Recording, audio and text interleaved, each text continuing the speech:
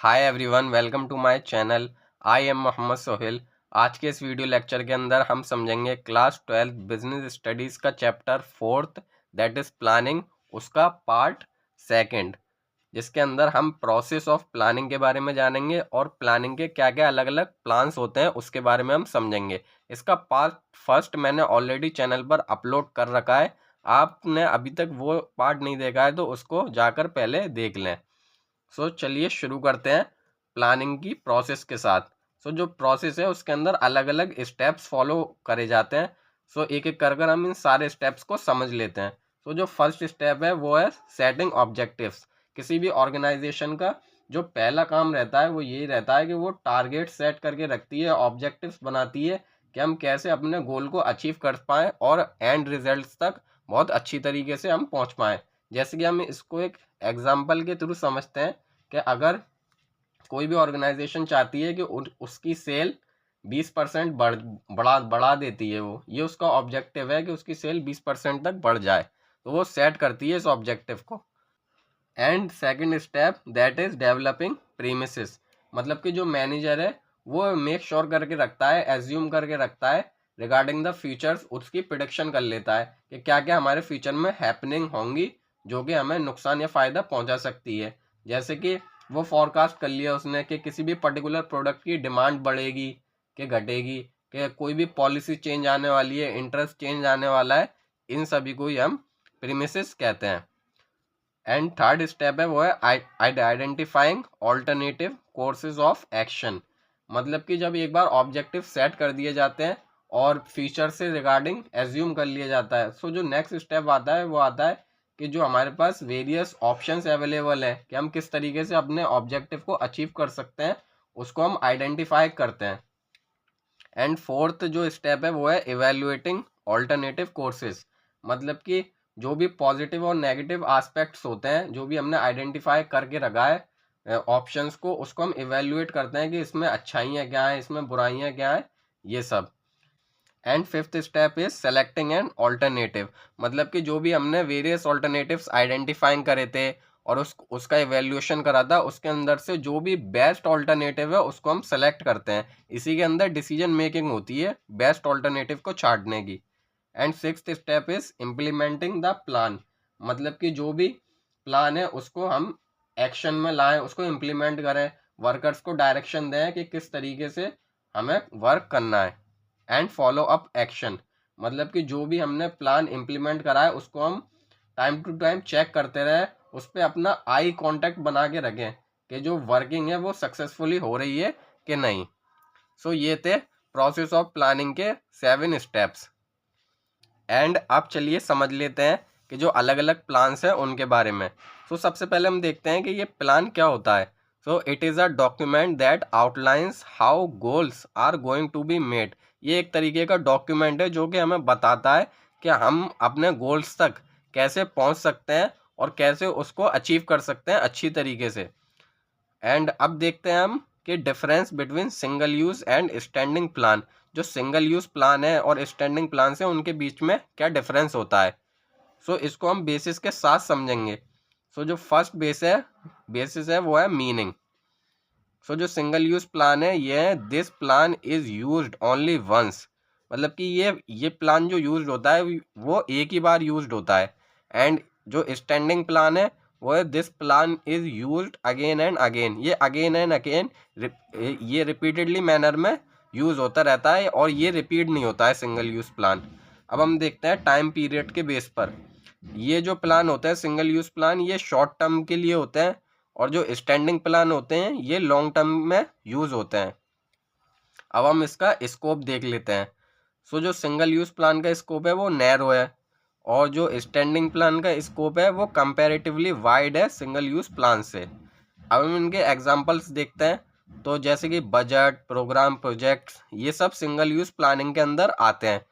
And policies, procedures, methods, rules etcetera, ये सब standing plan के अंदर आते हैं। जो सिंगल यूज़ प्लान है ये रिपीटेडली यूज़ नहीं होते हैं और जो स्टैंडिंग प्लान है ये रिपीटेडली हम यूज़ कर सकते हैं इसको। अब हम समझ लेते हैं कि जो टाइप्स ऑफ प्लान्स हैं अलग अलग वो क्या क्या है। जो प्लान्स के अलग अलग टाइप्स हैं, जैसे कि objective, strategy, policy, procedure, method, rule, program, budget, ये 8 टाइप्स के अलग अलग प्लान्स हैं। अब हम इनके बारे में एक एक कर समझ लेंगे। सो जो फर्स्ट प्लान है वो है ऑब्जेक्टिव, मतलब कि जो प्लानिंग की प्रोसेस है उसमें भी सबसे पहला ही स्टेप सेटिंग ऑब्जेक्टिव्स है। ऐसे ही जो टाइप्स ऑफ प्लान है उसमें भी ऑब्जेक्टिव्स को हम सेट करते हैं ताकि हमें फ्यूचर के अंदर एंड रिजल्ट्स मिल पाए, कैसे हम with in a period of time कैसे हम अपने गोल को अचीव कर पाएँ। इसका हम एक एग्जांपल ले लेते हैं, जैसे कि हमने इंक्रीज कर दी सेल को बाय 10% अगले 6 मंथ्स के लिए। एंड सेकंड प्लान है वो है स्ट्रेटेजी। जो स्ट्रेटेजी होती है ये प्रोवाइड्स कराती है फ्यूचर डिसीजंस के बारे में। एक कॉम्प्रिहेंसिव प्लान हो जाता है कि हम कैसे अपने गोल्स को अचीव कर सकते हैं एक स्ट्रेटेजी बनाने के साथ। जैसे कि हम देख लेते हैं कि एडवर्टाइजमेंट हम कराएं, किस तरीके से कराएं, सेल्स प्रमोशन कराएं, अलग अलग चैनल्स ऑफ डिस्ट्रीब्यूशन लें, इसकी स्ट्रेटेजी को हम अपनाएं ताकि हमारा जो गोल है वो अचीव हो सके अच्छी तरह। एंड थर्ड प्लान है वो है पॉलिसी, मतलब कि पॉलिसीज़ जो होती हैं वो एक जनरल स्टेटमेंट होती हैं जो कि हमें गाइड करती हैं और चैनलाइज करती हैं कि हमें पर्टिकुलर डायरेक्शन की तरफ किस किस तरीके से चलना है। पॉलिसीज़ बनाई जाती हैं अलग अलग, जैसे कि किसी कंपनी की पॉलिसी है कि वो प्राइसिंग पॉलिसी है, रिक्रूटमेंट पॉलिसी है, ये सब अलग अलग पॉलिसीज़ होती हैं जिनके बिहाफ पर एक कंपनी काम करती हैं। And fourth one is procedure. जो प्रोसीजर होता है वो रूटीन स्टेप्स में काम करता है, कि मतलब कि जो भी हमें एक्टिविटीज़ रन करनी है वो एक स्टेप्स के थ्रू करनी है कि एग्जैक्ट मैनर में किस तरीके से हम काम को परफॉर्म कर पाएँ। और ये जो होता है वो स्पेसिफाइड होता है कि क्रोनोलॉजिकल ऑर्डर में ही हमें काम को करना है। जैसे कि हमें एग्जांपल ले लेते हैं कि कोई भी प्रोसीजर है कि किसी स्कूल के अंदर हमारा एडमिशन किस तरीके से होगा स्टूडेंट्स का, ये एक तरीके से प्रोसीजर ही होता है। And fifth one is method. जो मेथड प्लान है उसके अंदर हम देखते हैं कि एक प्रिस्क्राइब्ड वे हमें मिला होता है, एक मैनर मिला होता है जिसके अंदर हम पर्टिकुलर टास्क को और कोई भी जॉब को हम काम करते हैं कि उसी मेथड के द्वारा ही वो हो सकती है। जैसे कि अगर हम प्रॉपर मेथड को यूज़ करेंगे तो इससे नहीं है हमारा टाइम भी बचेगा, मनी भी बचेगी, एंड हमारे जो एफर्ट्स हैं वो भी हम अच्छी तरह से उसे सेव कर पाएंगे और इससे जो एफिशिएंसी है काम करने की वो इंक्रीज होती है। And sixth one is rule, मतलब कि जो रूल्स हैं वो स्पेसिफिक स्टेटमेंट्स होते हैं जो कि हमें बताते हैं कि हमें क्या क्या काम करना है और क्या क्या वर्क नहीं करना है। स्पेशली ये हमें ये बताते हैं कि डूज और डोंट्स के बारे में बताते हैं कि ये हमें नहीं करना है और ये हमें करना है। ये मोस्टली रिजिड प्लान होता है, ये फ्लेक्सिबल नहीं होता है, इसको हम चेंज नहीं कर सकते हैं, ये रिजिड होता है। एक बार जो जो रूल हमें हो गया उसको हमें फॉलो करना ही पड़ता है।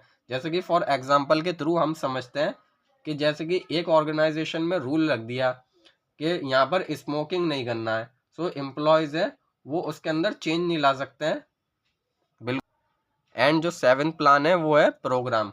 जो प्रोग्राम है वो एक डिटेल्ड स्टेटमेंट है किसी भी प्रोजेक्ट के बारे में जो कि उसके आउटलाइंस बताता है कि इसमें क्या ऑब्जेक्टिव है, क्या पॉलिसी करी गई है, प्रोसीजर्स, रूल, वो सब उसके अंदर ही आते हैं, सब प्रोग्राम्स के अंदर। और जैसे कि हम इसका एग्जांपल लेते हैं कि अगर हमें कंस्ट्रक्शन करना है किसी भी शॉपिंग मॉल का, जैसे कि हम कोई भी नया डिपार्टमेंट खोल रहे हैं, तो ये सब प्रोग्राम के अंदर ही आता है। And last one is budget. So जो बजट होता है ये एक ऐसा स्टेटमेंट होता है जो कि हम बता सकते हैं न्यूमेरिकल टर्म्स के अंदर, और इसको हम क्वांटिफाई भी कर सकते हैं फैक्ट्स में, फिगर्स के अंदर। और इसके हम एग्जांपल्स देख लेते हैं, जैसे कि सेल्स बजट होता है, प्रोडक्शन बजट, अलग अलग हिसाब से, अलग अलग फील्ड्स के हिसाब से अलग अलग बजट्स बनाए जाते हैं।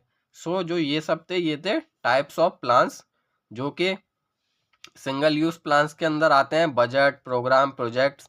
एंड जो स्टैंडिंग प्लान्स के अंदर पॉलिसी, प्रोसीजर्स, मेथड्स, रूल्स, ये सब आते हैं। सो आई होप आपको मेरा एक्सप्लेनेशन अच्छा लगा हो। अगर आपको वीडियो अच्छा लगा हो तो प्लीज़ इस वीडियो को एक लाइक ज़रूर करें एंड अपने दोस्तों तक ये वीडियो ज़रूर शेयर करें। और अगर आपने अभी तक चैनल को सब्सक्राइब नहीं करा है तो प्लीज़ चैनल को सब्सक्राइब करना ना भूलें। और अगर आपकी कोई भी क्वेरी, कमेंट है इस टॉपिक से रिलेटेड तो वो आप मुझे कमेंट सेक्शन में ज़रूर बताएं। So thank you for watching the video. मिलते हैं फिर इसके नेक्स्ट चैप्टर में, दैट इज़ ऑर्गेनाइजिंग के साथ।